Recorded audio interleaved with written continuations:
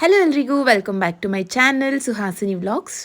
ಇವತ್ತಿನ ರೆಸಿಪಿ ತುಂಬ easy, simple ಆಗಿ ಚಟ್ನಿನ ಯಾವ ರೀತಿ ಮಾಡ್ಕೊಳ್ಳೋದು ಅಂತ ತೋರಿಸ್ಕೊಡ್ತೀನಿ.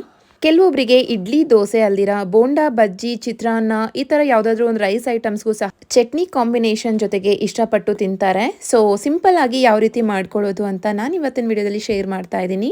ಸೊ ಇನ್ನು ಯಾರೆಲ್ಲ ನನ್ನ ಚಾನಲ್ನ ಸಬ್ಸ್ಕ್ರೈಬ್ ಮಾಡ್ದಿರ ನೋಡ್ತಾ ಇದ್ದೀರಾ, ಪ್ಲೀಸ್ ಸಬ್ಸ್ಕ್ರೈಬ್ ಮಾಡ್ಕೊಳ್ಳಿ ಅಂತ ಹೇಳ್ತಾ ಸೊ ಇವತ್ತಿನ ಚಟ್ನಿ ರೆಸಿಪಿನ ಹೇಗೆ ಮಾಡೋದು ಅಂತ ನೋಡೋಣ.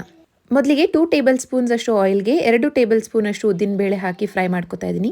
ಲೈಟ್ ಗೋಲ್ಡನ್ ಬ್ರೌನ್ ಆದ್ರೆ ಸಾಕು. ನಂತರ ಇಲ್ಲಿ 1 ಕಪ್ ಅಷ್ಟು ಕಾಯಿ ತುರಿನ ಆಡ್ ಮಾಡ್ಕೊತಾ ಇದ್ದೀನಿ. ತೆಂಗಿನಕಾಯಿಗೆ ಮೇಲೆ ಇರುವಂತ ಬ್ಲಾಕ್ ಕಲರ್ ಏನಿರುತ್ತೆ ಅದನ್ನೆಲ್ಲ ತೆಗೆದು ಇಲ್ಲಿ ಬರೀ ಕಾಯಿನ ತುರ್ಕೊಂಡಿದ್ದೀನಿ. ನಿಮ್ಗೆ ಬ್ಲಾಕ್ ಪಾರ್ಟ್ ಬೇಕಂದ್ರೆ ಹಾಗೇನು ಯೂಸ್ ಮಾಡ್ಬೋದು. ಖಾರಕ್ಕೆ ಬೇಕಾಗಿರೋ ಅಷ್ಟು ಹಸಿಮೆಣಸಿನಕಾಯಿನ ಯೂಸ್ ಮಾಡ್ಕೋಬೇಕು. ನಾನು ಇಲ್ಲಿ 4 ಹಸಿಮೆಣಸಿನಕಾಯಿನ ಆಡ್ ಮಾಡ್ಕೊಂಡಿದ್ದೀನಿ.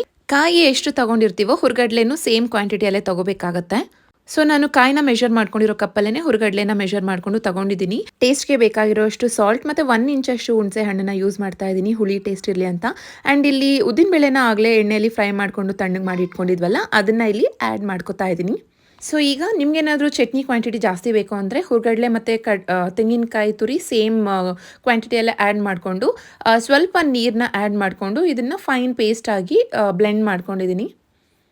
ತುಂಬ ಸ್ಮೂತಾಗಿ ರುಬ್ಕೊಳ್ಳೋಕೆ ಹೋಗಬೇಡಿ. ಸೊ ನಿಮಗೆ ಗೊತ್ತಿರುತ್ತಲ್ವ ಚಟ್ನಿಗೆ ಯಾವ ರೀತಿ ಗ್ರೈಂಡ್ ಮಾಡ್ಕೋಬೇಕು ಅಂತ. ಸೊ ಈ ರೀತಿ ನಾನು ಗ್ರೈಂಡ್ ಮಾಡ್ಕೊಂಡಿದ್ದೀನಿ. ನಿಮ್ಗೆ ಏನಾದರೂ ನೀರು ಜಾಸ್ತಿ ಬೇಕು ಅಂತಂದರೆ ಆ್ಯಡ್ ಮಾಡ್ಕೋಬೋದು. ಸ್ವಲ್ಪ ನೀರು ಚಟ್ನಿ ಥರ ಆಗುತ್ತೆ.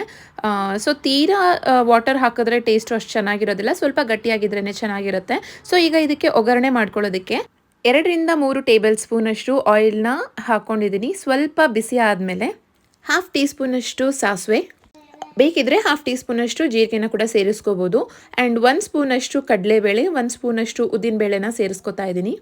ಮೀಡಿಯಂ ಫ್ಲೇಮಲ್ಲಿ ಇಟ್ಕೊಂಡು ಒಗ್ಗರಣೆ ಮಾಡ್ಕೊಳ್ಳಿ. ಕಡಲೆಬೇಳೆ ಉದ್ದಿನಬೇಳೆ ಸ್ವಲ್ಪ ಗೋಲ್ಡನ್ ಕಲರ್ ಚೇಂಜ್ ಆದಮೇಲೆ ಸ್ವಲ್ಪ ಕರಿಬೇವು, 1 ರಿಂದ 2 ಒಣಮೆಣಸಿನ್ಕಾಯಿನ ಹಾಕ್ಕೊಂಡು ಫ್ರೈ ಮಾಡಿಕೊಂಡು ಸ್ಟವ್ ಆಫ್ ಮಾಡ್ಕೊಳ್ಳೋಣ.